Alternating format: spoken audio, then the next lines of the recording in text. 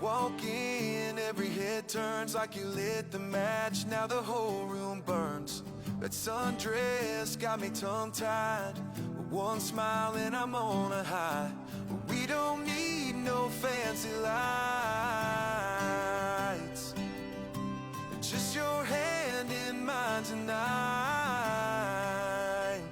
Let's make this an all-night thing. Windows down, let the dashboard sing. A little too loud, a little too... ជំរាបសួរអ្នកនរគ្នាវិលត្រឡប់មកវិញជាមួយនឹងវីដេអូថ្មីហើយវីដេអូនេះគឺយើងនឹងធ្វើដំណើរទៅខេត្តកោះកុងអូសោមក៏ដូចជាវាលវែងនៅខេត្តពោធិ៍សាត់វីដេអូនេះបើគិតពីថេរវេលានៃគម្លាតនៃការចេញវីដេអូនេះវាចូលខ្ទង់3ខែដោយសារដូចអ្នកគ្នាដឹងចឹងថាយើងបានជួបបញ្ហាជាច្រើនក៏ប៉ុន្តែនៅថ្ងៃអុំទូកនេះក៏សម្រេចចិត្តជាមួយនឹងបងជិះម៉ូតូក៏គិតថាយើងទៅឯតំបន់3នេះតែម្ដងដើម្បីមានភាពងាយស្រួលក៏ដូចជាយើងធ្វើការ relax ផងដែរអ្នកនរឃើញថាកាមេរ៉ាឥឡូវនេះគឺមាន2 angle គឺខ្ញុំបានដាក់2កាមេរ៉ាលើមួកមួយក៏ដូចជានៅខាងមុខមួយហើយកន្លែងនេះយើងធ្វើដំណើរកាត់ទេគឺយើងធ្វើតាមដំណើរតាមផ្លូវជាតិលេខ4ដែលឥឡូវនេះដល់ច្រកចូលគិរីរម្យហើយដែលពេលនោះយើងមើលការឈប់សម្រាកបន្តិចដើម្បីហូបបាយហូបទឹកអត់មានបាយណាមានទឹកព្រោះបាយហូបកន្លែងមុននោះហើយឃើញថាផ្លូវជាតិលេខ4បើសិនជានិយាយពីផ្លូវជាតិលេខ4តាំងពីមានផ្លូវលបឿនលឿនមកផ្លូវជាតិលេខ4ខានធ្វើដំណើរយូរហើយសម្រាប់ខ្ញុំអាចចង់ចូល6ទៅ7ឆ្នាំហើយក៏ប៉ុន្តែនៅពេលដែលបានធ្វើដំណើរនៅលើផ្លូវជាតិលេខ4ហ្នឹងមានអារម្មណ៍ថាដូចខ្លួនឯងវិលទៅរកអតីតកាលកាលពីក្មេងអញ្ចឹងដោយសារមានចង់ថាអបរិយាកាសនេះដែលយើងធ្លាប់ទៅកំពង់សោមពីមុនគឺយើងជិះតាមផ្លូវហ្នឹងទៅមានអារម្មណ៍ថាដូចជារំលឹកអតីតកាលកាលពីក្មេងអញ្ចឹងហើយឥឡូវនេះគឺទៅការ៉ាសាំងកាតិចដើម្បីធ្វើការជូតសម្រាកផឹកកាហ្វេមួយកែវទៀតព្រលឹមឡើងហ្នឹងអត់មានតន់ធ្វើការងារកាយទេបាទគឺដាក់កាហ្វេមួយដើម្បីឲ្យរដាស់ម៉ាស៊ីនតិចចឹងណាហើយចំពោះការ៉ាសាំងនេះគឺចិត្តដល់កន្លែងលោកយាយម៉ៅនៅពេជ្រណលហើយនេះម៉ូតូដែលយើងត្រូវធ្វើដំណើរជាមួយថ្ងៃនេះ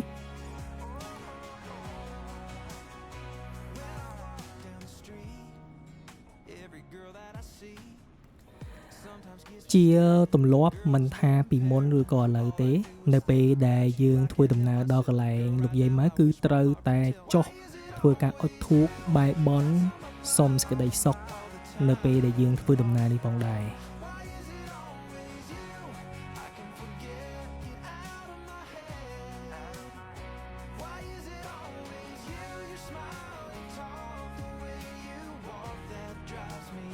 កាលពីថ្ងៃអុំទូកដែលខ្ញុំបានទៅនឹងឃើញថាអាកាសធាតុនៅពេលនោះវាមិនក្តៅពេកហើយក៏វាមិនត្រជាក់ពេកដែរគឺល្មមក៏ប៉ុន្តែចំពោះមេឃភ្លៀងអត់ភ្លៀងខ្លាំងទេពេលដែលមុនទៅនឹងបារម្ភខ្លាចភ្លៀងខ្លាំងដែរក៏ប៉ុន្តែភ្លៀងនេះគឺភ្លៀងមកល្មមមានថាវាជោកដែរតែវាមិនមែនជាភ្លៀងខ្លាំងដែលយើងមិនអាចធ្វើដំណើរបាន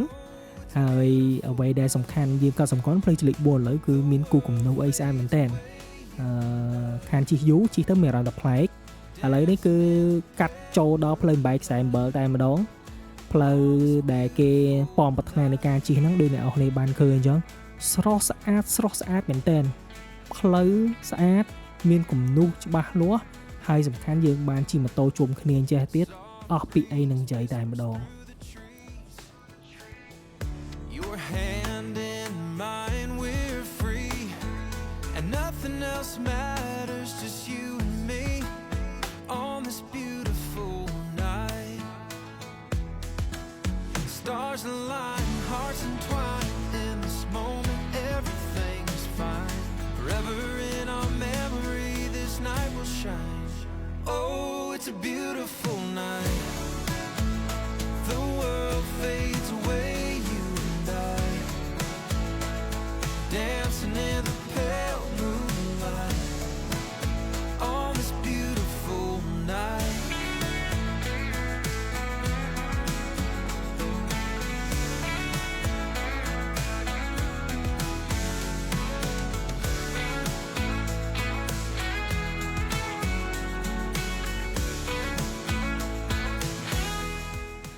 កន្លែងមិញខ្ជិលកាត់ច្រើនដោយសារចង់ឲ្យប្រិយមិត្តបានទស្សនាកន្លែងមិញតិចហ្នឹងទៅដើម្បីឲ្យថាបុកហេតុដើម្បីចង់ទៅអាចនិយាយថាបើសិនជាអ្នកនរគ្នាអត់បានទៅទេគឺគួរតែទៅដោយសារទេសភាពផ្លូវកន្លែងគឺស្អាតមែនតើហើយនេះអាចនិយាយថាជាលើកទី1ក្នុងឆាកជីវិតហើយដែលខ្ញុំបានទៅកោះកុងដោយអ្នកនរគ្នាដឹងចឹងពីមុនយើងការធ្វើដំណើរវាមិនសូវស្រួលដូចឥឡូវតែឥឡូវនេះគឺស្រួលមែនតើជិះម៉ូតូទៅក៏បានជិះឡានទៅក៏បានបាទតែមានអីជិះនៅបានបាទមានមធ្យោបាយធ្វើដំណើរជិះទៅតាមហ្នឹងទៅចំពោះថ្ងៃហ្នឹងដែរយើងទៅប្រហែលដូចជា6ទៅ7ម៉ូតូហ្នឹងហើយមាន GS មាន KTM មាន ADV មាន Tri មានអីចឹងទៅកម្លាំងម៉ាស៊ីនវាមិនមែនជាបញ្ហាទេអ្វីជាបញ្ហាហ្នឹងគឺយើងធ្វើការ enjoy ជាមួយគ្នាចាំមានន័យថាយើងជិះទៅតាមដំណើររបស់យើងទៅដល់កន្លែងណាយើងមាន check point កន្លែងហ្នឹងដើម្បីយើងជុំគ្នាហើយនេះអ្នកនរគ្នាដល់កន្លែងដែលផ្លូវដែលយើងជិះហ្នឹងយើងចាប់ដើមចូលដល់ផ្លូវភ្នំផ្លូវអីឡើងចុះអីចឹងទៅគឺស្អាតមែនតើអាចថានេះជាចំណៃភ្នែកថ្មីរបស់ខ្ញុំដែរសប្បាយជិះមែនតើទិដ្ឋភាពស្អាតហើយអ្វីដែលសំខាន់នេះអូដូចបងប្អូនអ្នកគ្នាឃើញអញ្ចឹងឃើញកាមេរ៉ាខាងមុខដាក់មកពេញភ្នែកស្អាតតែម្ដងជិះជាមួយនឹងភរិយាទៀតរត់តែសប្បាយសាក់អត់សប្បាយមើលបើមិនអត់បានជិះទៀតលើហ្នឹង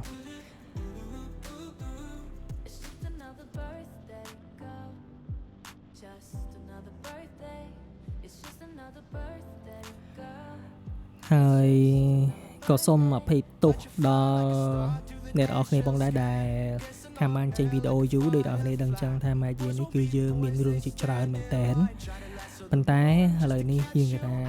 ដើម្បីធ្វើការ relax ធ្វើការឲ្យបានច្រើនកន្លែងនេះដល់ក្រុងកោះកុងហើយក្រុងកោះកុងក្រុងខេមរៈភូមិន្ទនៅខេត្តកោះកុងមិញនេះហូបបាយហូបអីចឹងទៅកាត់ព្រឹបចឹងទៅដោយសារយើងត្រូវធ្វើដំណើរច្រើនទៀតឥឡូវនេះយើងចេញពីកោះកុងគឺទៅឯអូសោមតែម្ដងហើយអូសោមហ្នឹងក៏ជាលើកទី1ដែរដែលខ្ញុំបានទៅទិដ្ឋភាពទេសភាពវាមិនសូវជាខុសពីភ្នំ1500ទេក៏ប៉ុន្តែវាមាន view ស្អាតច្រើនដូចនៅលើភ្នំនៅលើអីហើយបើតាមខ្ញុំចាំនៅក្នុងជីគីដែលគេបានគណនាហ្នឹងគឺពេលហ្នឹងកម្ពស់ចូលដល់400ទៅ500ម៉ែត្រនៃនីវ៉ូទឹកសមុទ្រអញ្ចឹងមានន័យថាខ្ពស់ខ្លាំងមែនតើហើយដូចអ្នកអរឃើញអញ្ចឹងស្មៅនៅតាមផ្លូវនោះវារៀងដុះខ្ពស់ហើយវារៀងពណ៌ចាប់ដើមមានពណ៌បៃតងពណ៌អីដោយសារតែមុនហ្នឹងមានភ្លៀងមានអីអញ្ចឹងទៅវាធ្វើឲ្យស្មៅនៅចិត្តហ្នឹងមានពណ៌ឡើងពណ៌លូតលាស់បានល្អហើយដល់ពេលយើងថតយើងមើលទៅឃើញស្អាតមែនតើ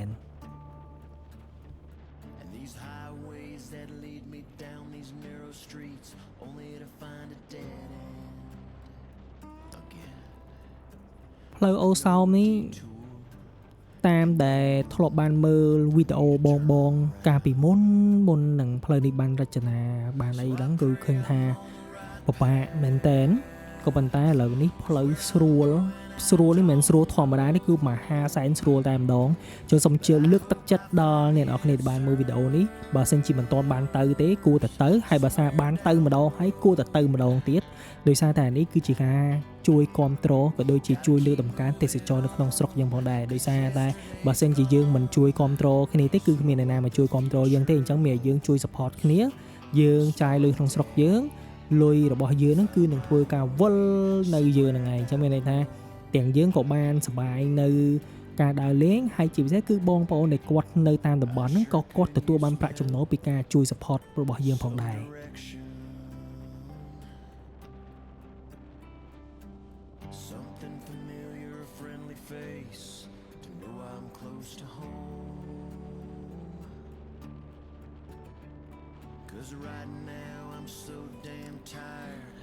ចំពោះ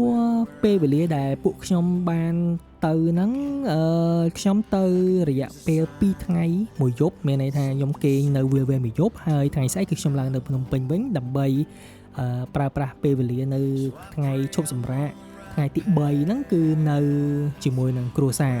ហើយនេះនឹងកាត់ផ្លាច់មកគឺយើងមកដល់ស្ពានដែលខ្ពស់ជាងគេក្នុងពេលបច្ចុប្បន្ននៅកម្ពុជារបស់យើង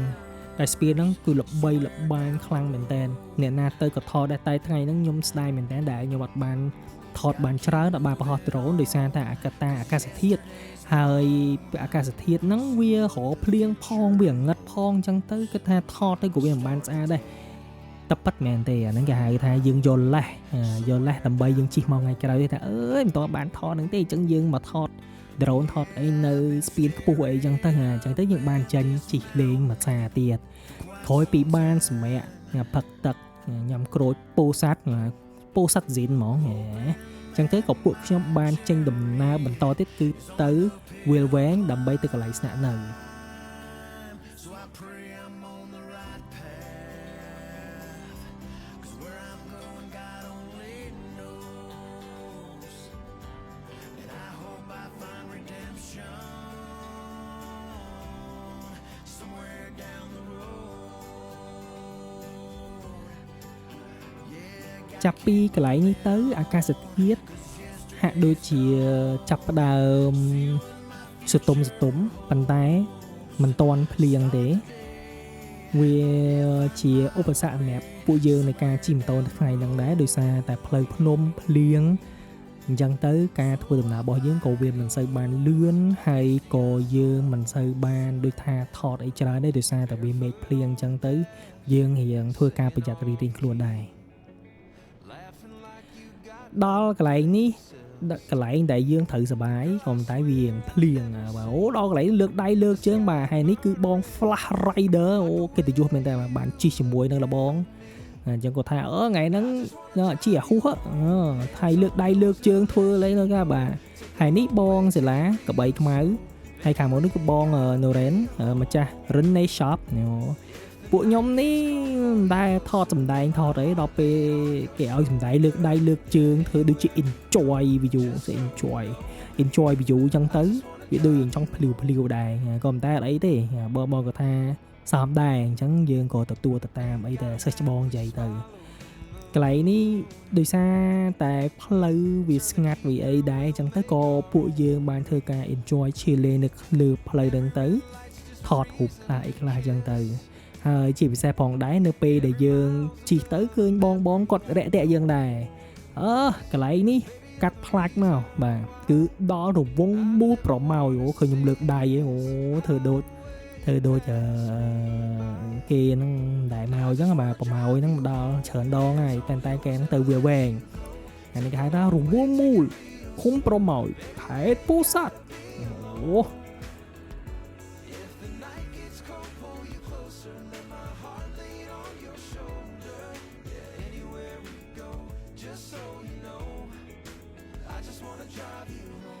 ឥឡូវនេះដល់កន្លែងដែលត្រូវសម្រាប់យប់ហ្នឹងគឺគេហៅថា Monkok Cafe ឬក៏ Cafe Monkok កន្លែងនេះបើយើងគិតពីចេញពីរបងមូលប្រម៉ោយមកហ្នឹងមិនសូវឆ្ងាយហ្មងទេជីតាមមួយផ្លែទៅដល់ហើយអ្វីដែលសំខាន់ខ្ញុំពេញចិត្តមែនទែនចំពោះនឹងទេសភាពបរិយាកាសនៅទីនោះស្អាតខ្លាំងមែនទែនជាពិសេសគឺកន្លែងដែលស្នាក់នៅរបស់គាត់ហ្នឹងនៅពេលដែលយើងគេងទៅយើងបើកភ្នែកឡើងយើងឃើញភ្នំយើងឃើញស្អីជុះច្រើនខ្លាំងមែនទែនមិនដូចថាយើងគ្រាន់តែទៅគេងទៅភ្ញាក់ឡើងនៅក្នុងបន្ទប់អរេមិនមែនចាំបាច់ទៅតែបោះតង់ទេកន្លែងនេះនៅពេលដែលគេនៅក្នុងបន្ទប់ហ្នឹងគឺយើងមកឃើញ view ឃើញឲ្យដូចគ្នាដងដែរ Anywhere we go, just so you know. No matter where I choose to roam, there's a niche deep inside my soul for a way of life my heart craves. Small town USA where there's something old, something new. យប់មិញនេះគឺមាន activity ច្រើនមែនតើមានតាំងពីអាហារពេលយប់មានតាំងពីការគេហៅថាជាក់មួយបងអញ្ចឹងទៅក៏បានថតដែរដោយសារយើងទុកពេលវេលាដើម្បី enjoy ជាមួយយើងអញ្ចឹងដូចអ្នកគ្នាបានដឹងអញ្ចឹង Monco Cafe ឬក៏ Cafe Monco ហ្នឹងគឺព្រលឹមឡើងគឺមានកាហ្វេអញ្ចឹងអ្នកដែលគាត់ទៅស្នាក់នៅទីហ្នឹងអ្នកដែលគាត់ទៅឈៀលេងហ្នឹងព្រលឹមឡើងគឺមិនចាំបាច់ភ័យថាអើយត្រូវរកកាហ្វេឲ្យទៅបានតាណាបានទេដូចខ្ញុំជាមួយនឹងប្រពន្ធខ្ញុំអញ្ចឹងព្រលឹមឡើងគឺត្រូវការកាហ្វេជាចាំបាច់ ក៏ប៉ុន្តែ Monco Cafe បើសិនជាទៅវាលវែងគឺជាដំណោះស្រាយមួយដ៏ល្អបំផុតព្រលឹមឡើងមកចាំបាច់ត្រូវ check Google ហើយច្រើនទេអញ្ចឹងអ្នកនរគ្នាគាត់តែចាំថាបើសិនជាទៅវាលវែងកាហ្វេពេលព្រឹកគឺនៅ Cafe Monco ឬក៏ Monco Cafe អត់មានបាន sponsor អីទេក៏ប៉ុន្តែគឺយើងចែករំលែកអ្វីដែលជាការពិតសម្រាប់អ្នកដែលគាត់បានទៅឬក៏ណែនាំបងប្អូនដែលបានទៅកុំឲ្យគិតឈឺក្បាលច្រើនរឿងកាហ្វេព្រលឹមឡើងមិនត្រឹមតែមានតែកាហ្វេទេគឺគាត់មានដូចជានំមានអីដែរអញ្ចឹងមានមីមានអីដែរអញ្ចឹងតែអញ្ចឹងអ្នកដែលគាត់ត្រូវការហូបអីមានហ្នឹងបាទ Where an honest day's pay is an honest day's work. And you love your neighbor as yourself. Put God and family first. In the rolling hills of Tennessee, out west with the Texas tumbleweed, run wild like the mighty Mississippi. It's where this old cowboy wants to be, dancing in that Georgia clay, drinking some good old Kentucky whiskey, smiling, living and dying. Forever country, I'm living my dream. Wide open spaces is where you'll find me. In the rolling hills of Tennessee, out west with the Texas tumbleweed, running wild with the mighty Mississippi. Is where this old cowboy wants to be, dancing in that Georgia clay, drinking some good old Kentucky whiskey, smiling, living and dying. Smiling, living and dying. Forever country, forever country. កន្លែង view មិញគឺស្អាតមែនតើអត់ចង់ធ្វើការកាត់ទេអញ្ចឹងក៏ដាក់ឲ្យអ្នកនរគ្នាបានមើលតែម្ដងហើយឥឡូវនេះរៀបចំចេញទៅហើយដែលសមាជិករបស់យើងគឺមានប៉ុណ្ណេះបាទបងប្អូនបានឃើញអញ្ចឹងបាទរាប់ទៅអូកន្លែងនេះកំពុងតែរៀបចំរៀបអីប៉ុន្តែមានឈុតអារម្មណ៍ដែរតែខ្ជិលដាក់កុំឲ្យខ្មាស់ប្រិមិត្តពេលនេះយើងចាញ់ទៅហ្នឹងគឺយើងចាញ់ទៅរង្វង់មួយប្រម៉ោយវិញដើម្បីធ្វើការចាក់សាំងនៅក្រាស់សាំង total មកពេលដែលយើងជិះមកហ្នឹងពួកខ្ញុំចាក់សាំងមួយពេញពីការតិចនៅផ្លូវពីការតិចស្ពានអាកាសផ្សារដេហុយមកពេញមកដល់នេះគឺនៅសល់80គីឡូទៀតនៅរេសវ៉ាសាំងមកលោតសញ្ញាសាំងតែម្ដងចឹងមានន័យថាចម្ងាយផ្លូវ300គីឡូជាង400គីឡូជាងនេះគឺ GS ធំគេហៅថា GS Adventure ហ្នឹងគឺដើរដំណើរហ្នឹងគឺ sea point តែម្ដងមកចាំបាច់ខត់ធ្វើការចាក់សាំងពីរដងឯងដោយសារតែចំណុះសាំងវា30លីត្រដែរកន្លែងនេះជាកន្លែងមួយដែលអាចថា set ដែរដោយសារបានបន្តដំណើរដោយសារបងគាត់ទៅសំឡូតបន្តទៀតអូដាក់មកគ្រប់ទិសតែម្ដងលើកហ្នឹងអញ្ចឹងពេលហ្នឹងក៏ចាក់សាំងមកពេញហើយក៏បាយពួកគាត់គឺទៅវិញហ្នឹងរៀងកណ្ដោយកណ្ដៃ lonely បន្តិចគឺមានតែមកម៉ូតូរបស់ខ្ញុំហ្នឹងទេខ្ញុំមួយប្រពន្ធខ្ញុំហ្នឹងគឺជិះទៅវិញភ្នំពេញតែ2នាក់ទេហើយពេលហ្នឹងពេលវេលាដូចជាខ្ទង់ម៉ោង11ជាងដោយសារផឹកឡើងនៅ Monco Cafe ហ្នឹងធ្វើការផឹកកាហ្វេនិយាយគ្នាលេងញ៉ាំអីអសោះសុខភាពពេលព្រឹករៀបចំឲ្យវ៉ាន់ផងអីផងអញ្ចឹងទៅហើយយើងធ្វើការថតរូបលេងប្រែទាំងអស់គ្នាអញ្ចឹងទៅ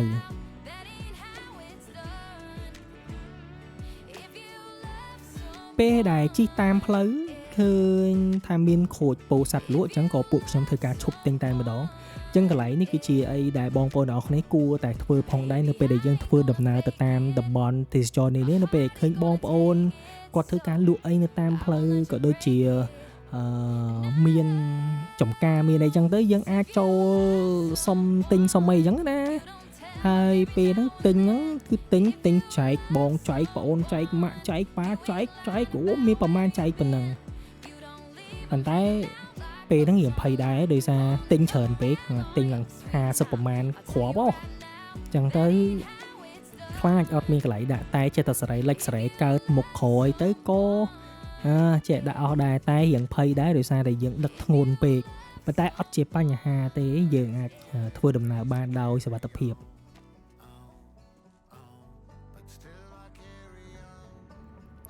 កន្លែងនេះដោយសារផ្លូវពីប្រម៉ោយមកពោធិ៍សាត់ហ្នឹង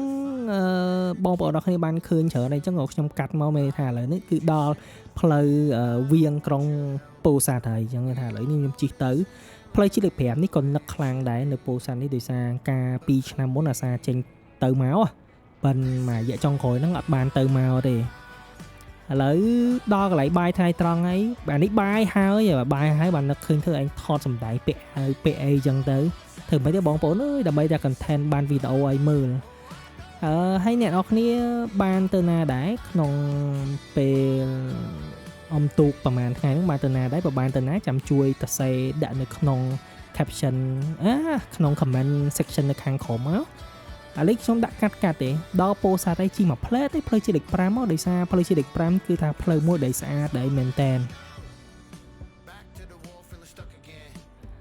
កន្លែងនេះ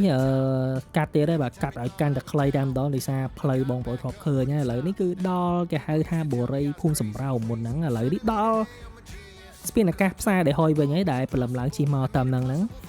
ចឹងឥឡូវនេះបើមែនតែនទៅគឺដល់ផ្ទះហើយរាជធានីភ្នំពេញហើយសប្បាយមែនតែនចំពោះ trip មួយនេះ